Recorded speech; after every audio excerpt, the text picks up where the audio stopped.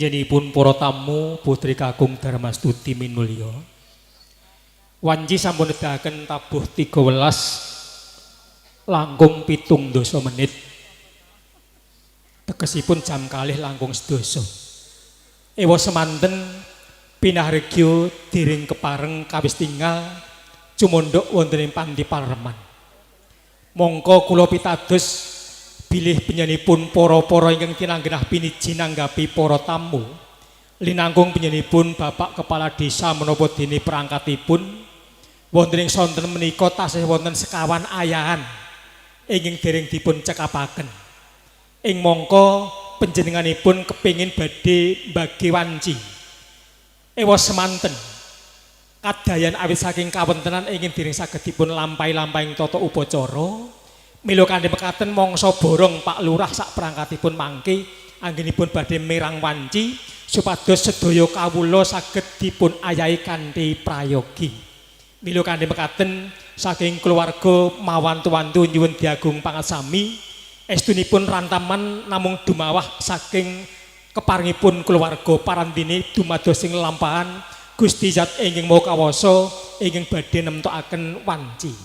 Kula pitados saking keluarga budidaya lampahing tata upacara badhe kalampahan kanthi cekak aos jumbuh kalian kawontenan. Sepisan malih sedaya namung dumados saking rantaman mila mangke namung sumangga borong wonten ngasanipun Gusti Zat ingkang Maha Zat nenggih Allah Subhanahu wa taala ingkang badhe paring katingkasan ingkang wekasan tumrap lampahing tata upacara ngunduh mantu ingkang minengku panjenenganipun Rayi Mas Mulyono kekalih ingkang menika sinambi nyrantu kepareng rawuhipun keluarga Besan Sutresna tumrap pametri budaya sastra laras mugi keparenga dedaya sowan malih nyengkuyung kepareng rawuhipun para tamu manguyu-uyu kinarya nyrantu lampahing tata upacara mangsa borong nggih kepareng badhe hamuraba kepareng nderekaken lenggahipun para tamu ingkang sampun kepareng rawuh. Monggo kanca jumbuh kalian kawontenan kula pitados mboten dangu malih kepareng badhe rawuh mila mangke nyumanggaaken anggenipun badhe nyaosaken panglipur supados mangke sedaya saged cinekap kanthi prayogi. Matur nuwun.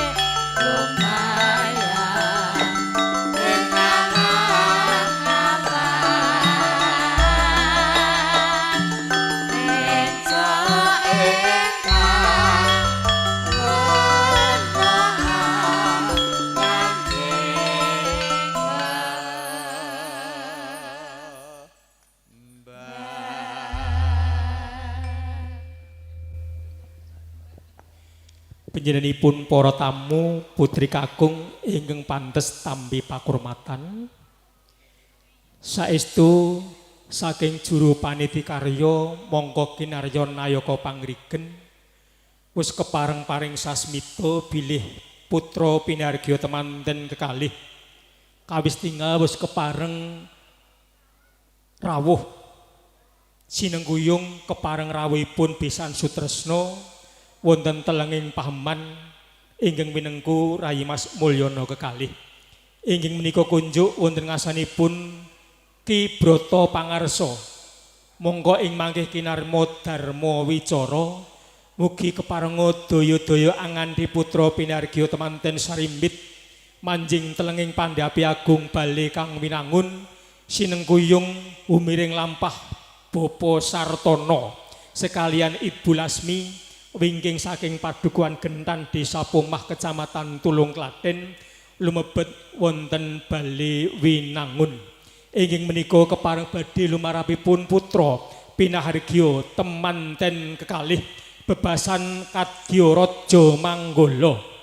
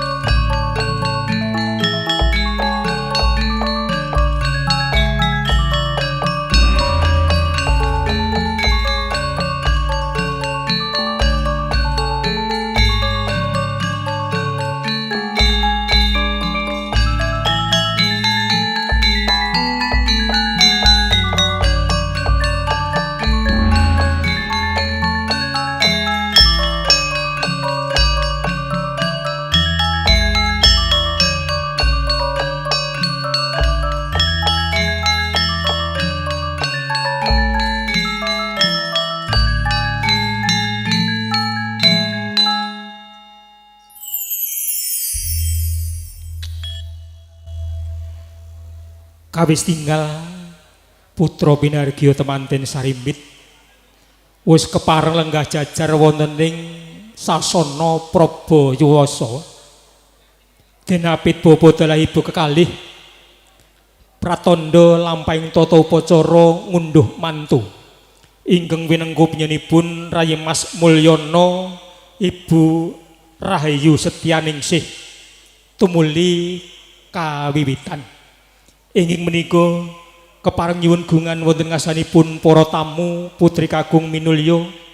Mugi wonten keparengipun para panjenengan lenggah kanthi maharti kanang penggalih sinambi imbal wacana kanan miyangkiring para kadang kinasih wonten keparengipun kula hanila krami gembil sarta angampil kamardikan para panjenengan saking sawetawis Estini sedya kepareng mradapa keparengipun pamanggugati Rami Mas Mulyana kekalih kepareng badhe hangaturaken urut roncening tata upacara ngunduh mantu ingkang winengku panjenenganipun. Inging menika sinartan para panjenengan kanthi mardika monggo sesarengan kula dherekaken asesanti murih lampahing tata upacara pinaringan kamulyan.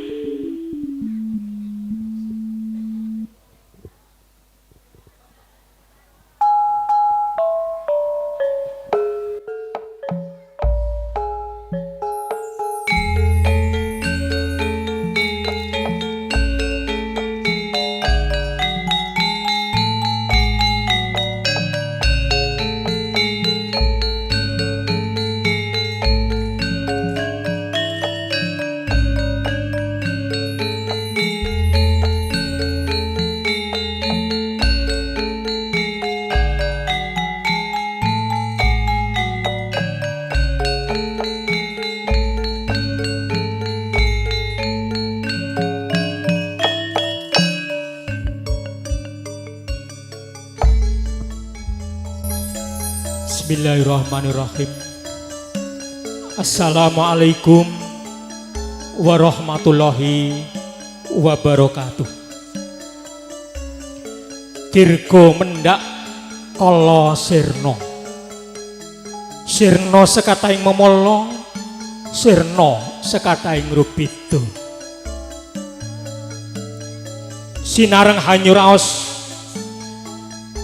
mring ngarsaning Gusti Zat ingkang Maha Zat nenggih Zat ingkang amurba bawana miwah isinipun kalebet kutu-kutu walang atoga ingkang tumitah gumelar wonten ing alam praja nenggih Allah Subhanahu wa taala ingkang tansah kepareng paring barokah sarta katahing nikmat ingkang kapetedhakaken dhateng panjenengan sedaya dalah kula katiti wonten ing kalodhangan Ari Prayogi pinilih Ari Radite Jenar nyarengi pletheking surya kalih likur Sawal 1426 Hijriyah pinanggih taun J 1958 petangan taun Jawi ngleresi dinten ingkang kaping 2 wulan April warsa 2000 selangkung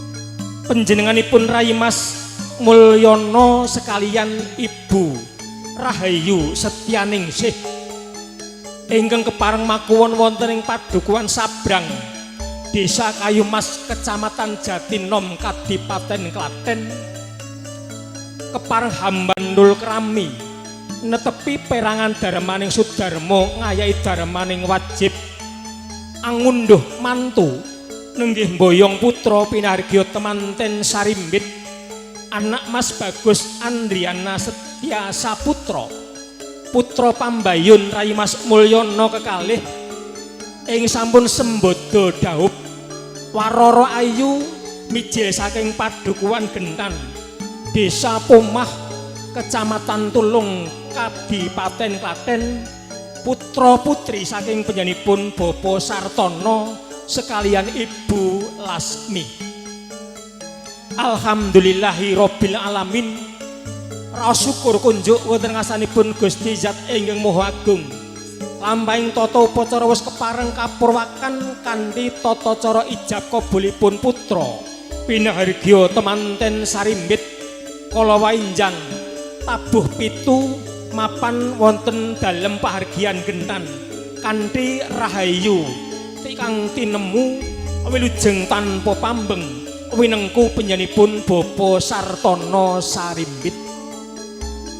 Tumuli wonten ing titiwanci kalodhangan siang menika panjenenganipun Rai Mas Mulyono Ibu Rahayu Setyaningsih kepareng hanetepi perangan daramaning Sudarmo angunduh mantu ngiras pantes nyuwun tambahing donga pamuji puji hastuti tumrap warga agung ing Padukuhan Sabrang Desa Kayumas Kecamatan Jatinom. Mugi wahyu jodoh tali mangsa wahyu jodoh asmara ingkang cinandhi tumrap putra pinahargya temanten Sarimbit tansah lestantun rahayu wilujeng niskala wiwit ing titiwanci siang menika ngantos benjang ing sak lami-laminipun. Para tamu, awit saking keparingipun juru panitikarya mongko kinarya nayaka pangrigen ngenya kepareng nglampahaken lampahing tata upacara ngunduh mantu kang winengku Kyai Panti sarta Nyai Panti wis kepareng hangrancang lampahing tata upacara kanthi prasaja miwah reringkesan kinarya paugeran para krida dharma ngenya ing mangke kepareng badhe nyengkuyung lampahing tata upacara.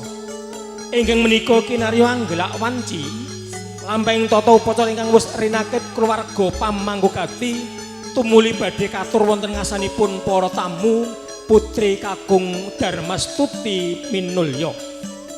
Lumadi tata cara ingkang angka sepisan winastan atur pambuka. Rampung tata upacara atur pambuka lumadi dwi laksitaning gati tanggap wacana. Parandene tanggap wacana dumados saking lung tinampen kapurwakan wijining pangandika pasrah saking penyanipun Bapa Sartono Ibu Lasmi. Menawi mboten klentu pamawas miwah kabar ingkang binarung ing karna ing mangke ingkang kinarya dharma wicara pangayuping brata pangarsa besan sutresna nenggih penyanipun ingkang winanting pakurmatan panjenenganipun Bapa Muhammad Uminto Mulyata. Paripurna nggenya medhar sabda lumantaning sana wicara mahanani pasrahing putra pinahargya temanten Sarimbit tadah wadana atur waloyan pamangkugati nanggapi pangandika pasrah saking penyanipun Bapa Sartono Ibu Lasmi lumantar cundhaganing tindak kadayan awit saking raos bombong sarta gembiraning penggalih dupi pinahargya temanten Sarimbit wis kepareng hangestu padha temah datan kuwawi ngunandika kanthi pribadi nanggapi pangandika pasrah murih keblatan tumpangsuh ngenya kepareng hangestu padha nanggapi atur waloyan ing mangke kepareng nyuwun gungan wonten ngasanipun ingkang winanting pakurmatan Bapa Mulyono kinarya songsong agung wonten laladan Desa Kayumas.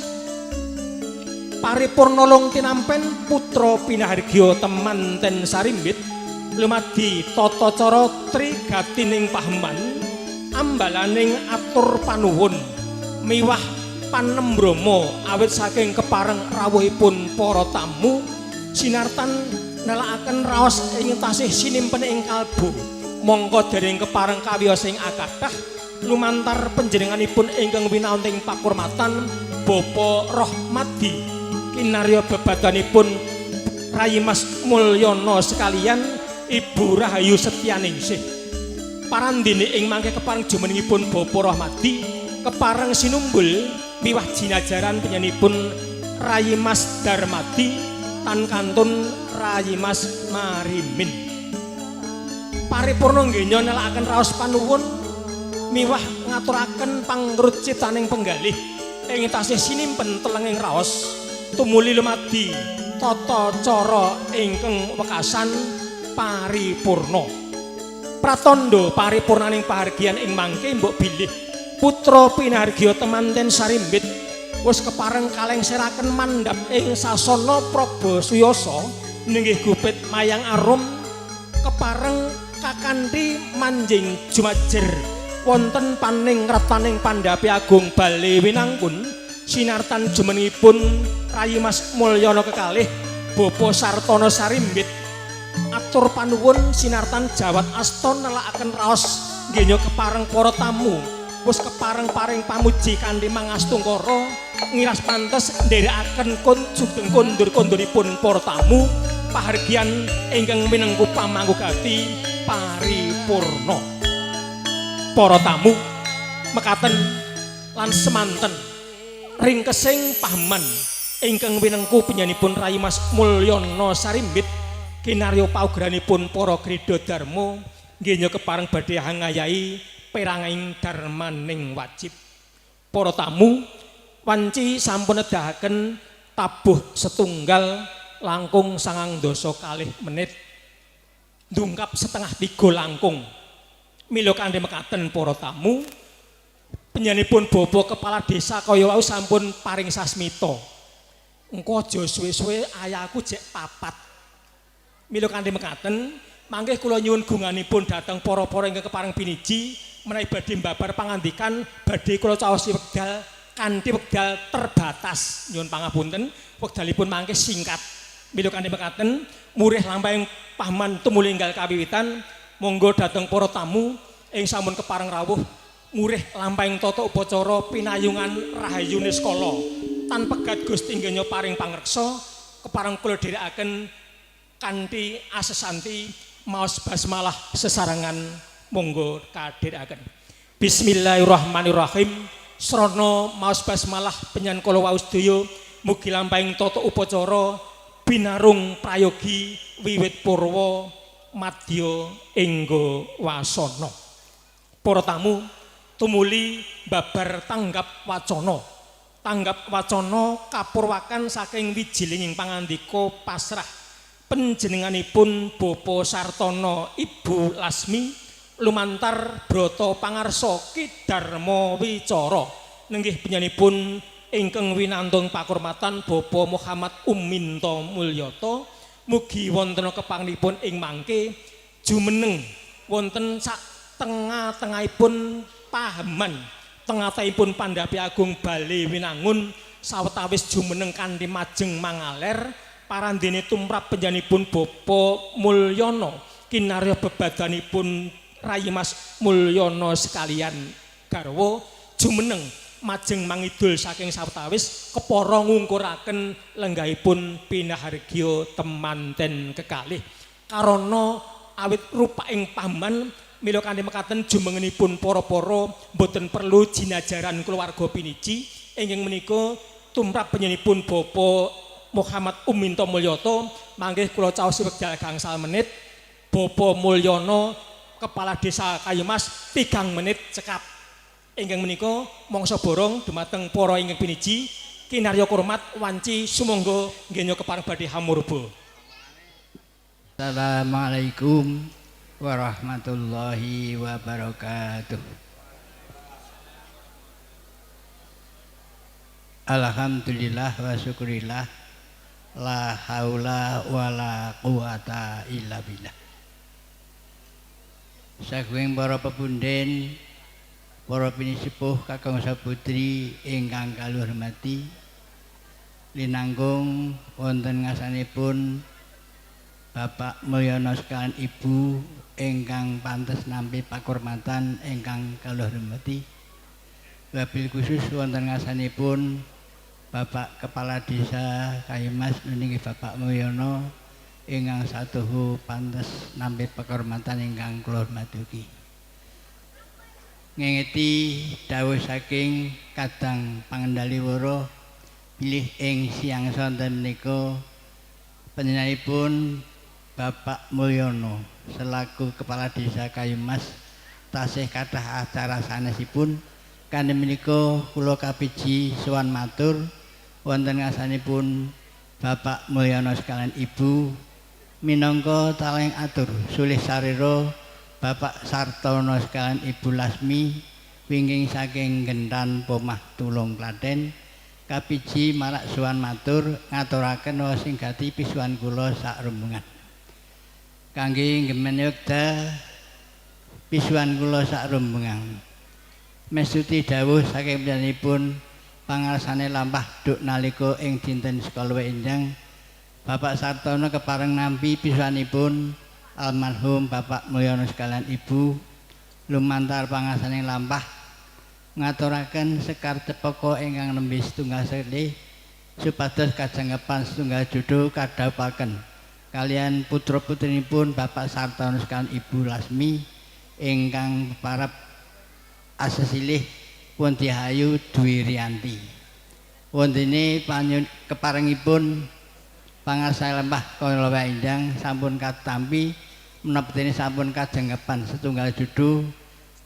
kanthi srana putra kasebat kajodohaken lan kapanggihaken lan ijab kabul sampun kelampahan kanthi sae mugi-mugi awis saking pandonganipun para pinisuh lan para gasanipun mugi-mugi menedheh hajatipun Bapak Sartono sekalian tansah saged ndayani dumateng putra temanten salimbit saestu pikantuk wahyu jodoh ingkang sejati saking gesang bebrayan wilujeng nir ing sambikala mboten wonten alang asunggal menapa mestuti dawuh saking kangasane lampah sekala enjang bilih sak sapunipun paregian ingkang menenggu pinamipun Bapak Sartono sekalian Ibu Ndungka Paripurna putra temanten salimbit supados kasuwanaken wonten ngasanipun Bapak Mulyono sekalian Ibu ing sabrang Kayumas Jatinom ingkang menika pisuhan kula sak rombongan ingkang sepisan ngaturaken salam taklimipun Bapak Sartono sekalian Ibu kanthi atur wasilah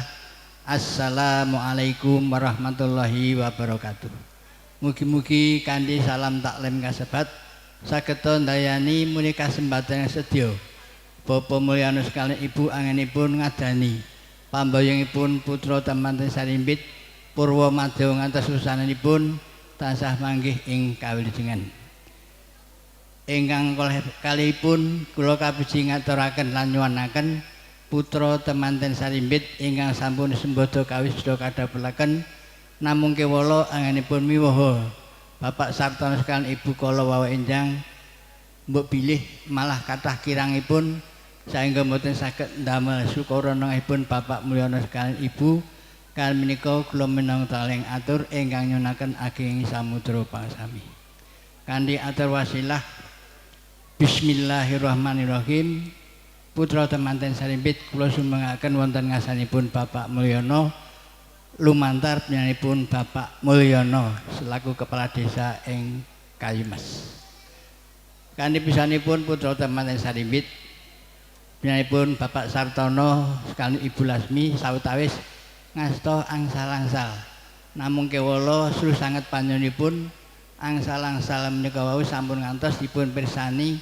kathah lan sekedhikipun sedaya kalau namung kangge hangraketaken para-para ingkang sami bebesanan ingkang salajengipun mbok bilih sampun ndungkap paripurna paregian ingkang winengku panjenenganipun Bapak Mulyono sekalian Ibu ing siang sonten menika kula sak brayat saestu nyuwun idi palilah nyuwun pamit dumateng pomah langkung-langkung dumateng griyanipun piyambak-piyambak mugi-mugi awis saking pandonga pemujim sami sageda wilujeng nir ing sambikala mboten wonten alangan setunggal menapa mekaten ingkang saged kula aturaken wonten ngasanipun Bapak Mulyono sekalian Ibu lumantar panjenenganipun Bapak Mulyono selaku kepala desa ing Kayumas mbok bilih atus sekedhik malah kathah kirang lepatipun saestu kirang ing pangertosan andhaping pawiyan kula tansah nyuwun ageng samudra pangsami. Wekdal kula kandharaken wangsul kadang pangendhali ora bila taufiq wa hidayah. Wassalamualaikum warahmatullahi wabarakatuh. Nuwun. Keplas pindho lepasing waras tolungit lepas saking kendhenging langkat wijiling pangandika penyanipun Bapak Muhammad Uminto Mulyoto temah tinampi penyanipun Rai Mas Mulyono kekalih lumantar penyanipun Bapak Mulyono kepala desa ing desa Kayumas sasana pamurba kinarya kurmat kasumanggaaken sumangga nuwun. Bismillahirrahmanirrahim. Assalamualaikum warahmatullahi wabarakatuh. Alhamdulillahi rabbil alamin. Wassalatu wassalamu ala asrafil anbiya'i wal mursalin Muhammadin wa ala alihi wa sahbihi ajma'in. Amma ba'd. Mugi katur wonten ngarsanipun para pini sepuh, sesepuh haji sepuh ingkang hanggung mastuti dhateng pepoyaning kautaman ingkang satuhu kinabekten. Mugi katur wonten ngarsanipun para pangarsaning agami ingkang siang kelawan dalu tansah ngegulang saha kegebengan pustaka suci wahyuning Ilahi Rabbi kinarya panuntun dhateng kiblating panembah ingkang sangat luhuring budi. Para paranpara, para abdi negari ingkang tuhu dadi pandam-pandaming kala dasih ing sinedarsana, para tamu kakung semana putri ingkang tuh bagya mulya. Sewedi agung paksama paripaksa kawula sawetawis ngembil kamardikan panjenengan sedaya ingkang katemben wonten pangandikan kapiji saking kadang kula anem nunggih sang pamengugati panjenenganipun Adi Mas Mulyana Dalasan Ibu Rahayu Setyaningsih kula kinen marak mangayun nampi pangandikan pasrah saking panjenenganipun Bapa Sartono lumantar panjenenganipun Bapa Mulyata sesepuh kula senior kula ingkang sanget kawula hormati. Namung sawetawis monggo kula dherekaken ngunjupaken asta nganglungaken jangga manungku puja astawa pujastuti kunjuk dhateng Ilahi Rabbi ingkang tasih kepareng maringaken pinten-pinten kenikmatan dhateng panjenengan dalasan kula kacihna wonten sonten menika kita tasih pinaringan makempal kanthi manggih wilujeng boten wonten alangan satunggal punapa. Saking para rawuh kakung semana putri kehormatan maligi panjenenganipun Bapak Sartono sekalian Ibu ingkang rinengga saking panghormatan. Dene pangantikan panjenengan ingkang angka pisan lumantar panjenenganipun Ki Broto pangarsaning tindak kepareng paring salam taklim dhateng Adi Mas Mulyana Dalasan garwa. Salam taklim kawula tampi kanthi pratelan. Waalaikumsalam warahmatullahi wabarakatuh. Mugi salam taklim salam kawilujengan saking panjenenganipun Bapak Sartono sekalian Ibu lumeberipun Gotrah Ageng saking Gentan Desa Pomah Kecamatan Tulung Kabupaten Klaten mahanani jumbuh ingkang kinayuh sembodo kang sinedya slamet ingkang tanpa ribet nggenya Adi Mas Mulyana Dalasan garwa ngentas mitulus nun inggih netepi darmaning asepuh miwah putra mahargya siwi kepareng ndhawuhaken atmaja panjalunipun ingkang asesilipun Bagus Andriana Setya Saputra saestu mugi kelampahan kalis nir ing sampikala. Kelajenganipun kawula minangka wakil saking sang pamengkugati ngaturaken ageng panuwun ingkang tanpa pepindhan kunjuk dhateng panjenenganipun Bapak Sartono sekalian Ibu ingkang sampun kepareng minangkani ingkang dados panuwun kula. Lan saestu wonten ing dinten menika panjenenganipun Bapak Sartono sekalian Ibu ugi kepareng maringaken sekar cepaka mulya ingkang sampun setunggal jodho. Saestu kanthi atur bismillahirrahmanirrahim temanten sarimbit kula tampi kanthi suka renaning penggalih lan nyun donga pamuji mugi mangke anggenipun hambi wado anak kula temanten sarimbit kalis nir ing sampikala ngantos sak lajengipun. Dene rawuhipun Bapak Sartono ugi kepareng peparing tandha tresna dhateng Adi Mas Mulyana Dalasan garwa saestu boten wonten atur sanes ingkang saged kawula aturaken kejawi namung atur panuwun ingkang tanpa pepindhan. Panjenenganipun Adi Mas Mulyana Dalasan garwa boten kawicos piwales dhateng panjenengan muhung wonten ngarsanipun Allah Subhanahu wa taala. Mugi sedaya kesaenan panjenengan pikantuk leliru ingkang satraju bebingah ingkang seklangkung kathah mewah barokah lan mugi saestu cekap ngajeng kepara turah wingking. Amin ya rabbal alamin. Kelajenganipun dawuh ingkang wekasan sak paripurnaning pahargyan ingkang pun adani Adi Mas Mulyana paripurna. Panjenenganipun Bapak Sartono Dalasan Gotrah Ageng saking Gentan daya-daya badhe lengser saking palenggahan pamit wangsul dhateng dalempun sowang-sowang. Kula pun Mulyana Dalasan keluarga mboten kuawin duwa kersa panjenengan namung asung dedonga mugi jengkar panjenengan sedaya saking papan mriki ing margi ngantos dumugi dalempun piyambak-piyambak tansah manggih rahayu lejeng tinepihaken saking Pringgabaya ing sak marga-marga. Mbok pilih namung mekaten lan semanten ing saged kula aturaken kinarya taling basa silih sarira saking Sang Pamangkugati saestu kawula nyuwun agung paksama lan menika mangke kula mboten saged nderek nenggani lan janjenengi ngantos paripurna karo tasih wonten ayahan ingkang parikedah kawula cekapi wonten ing sonten menika. Kleresan menika Pak Mul kula sampun sesi ketiga ning mangke pindah setunggal malih mangke dalu boyong manten kawula sumanggaken dhateng Pak Sekdes Pak mantan Sekdes Kayu Mas karena iki ya pun rodok sayah pun papat. Mbok bilih mekaten para tamu akhirul kalam wabillahi taufiq wal hidayah waridho wal inayah. Wassalamualaikum warahmatullahi wabarakatuh. Waalaikumsalam. Tangkep asta kinaya tehna paripurna long tinampen pinargya temanten sarimbit.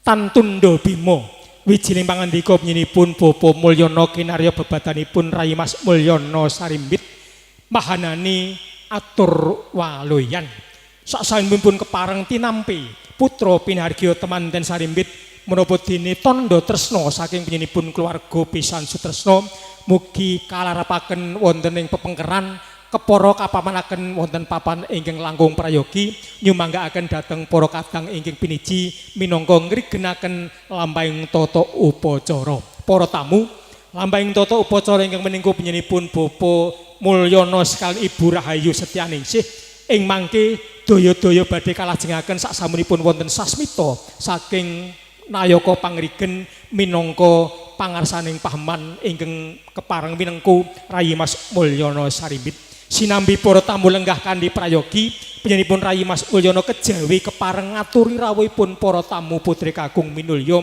ugi wonten ing kalodhangan sonten menika kepareng nyuwanaken para kadang pametri budaya Jawi kinarya manguyu-uyu miwah kepareng nderekaken lenggahipun para tamu kepara paring panglipur dhateng lenggahipun para tamu nggih kepareng nderekaken para panjenengan lenggah kanthi suka pamuji tumrap temanten Sarimbit ingkang menika tumrap keluarga sastra laras ingkang dipun sepuhi panjenenganipun Raka Mas Icuk mangsa borong nggih kepareng badhe amurba caos panglipur tumrap para tamu namung mawantu-wantu panyuwun saking Pamangkugati wiwit lekas kados dumugi rampunging pahaman kasuwun ingkang alus-alus parandene mangke gumyakipun saksamunipun paripurna lampahing tata upacara ngunduh mantu ingkang menika dhateng nyenipun Raka Mas Tarmiji mangsa borong nggih badhe suka panglipur dhateng para tamu sesarengan kadherekaken